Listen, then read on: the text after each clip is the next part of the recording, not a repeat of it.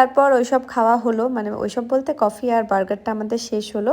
শেষ হওয়ার পর মনে হলো আরেকটা কিছু অর্ডার করি, সেই জন্য আমরা এখন অর্ডার করে নিয়েছি পিৎজা, যেটা আবারও আমার বরমশাই নিয়ে আসছে ওয়েটার সেজে। তো এই যে দেখো, আমরা একটা রেগুলার সাইজের পিৎজা অর্ডার করে নিয়েছিলাম খাবো বলে। তো তারপর আমি নিয়ে নিলাম একটা খাওয়ার জন্য, তুলে নিলাম একটা পিৎজার টুকরো।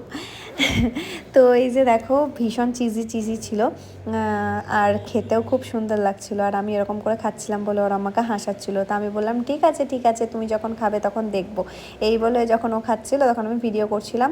তো যেহেতু আমি এই কথাটা বলেছি সেই জন্য দেখছো কীরকম করছে মুখ চোখ নিয়ে, মানে সেই কি বলবো, আর এমন করছে মুখ চোখ নিয়ে যে দেখে আমিই হাসছি।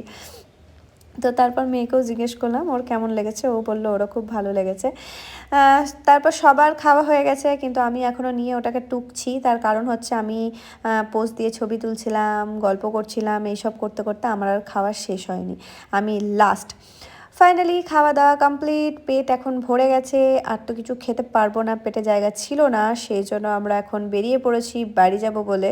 তো বাইরে বেরিয়ে দেখলাম খুব সুন্দর করে সাজিয়েছে এই দিকটা, বেরোনোর যে জায়গাটা সেটা খুব সুন্দর করে সাজিয়েছে, কারণ ভিতরে বিয়ে একটা ছিল, বিয়ের বুকিং ছিল সেই জন্য। তো যাই হোক, ভিডিওটা এই পর্যন্তই ছিল, কেমন লাগলো অবশ্যই জানিও। Bye bye.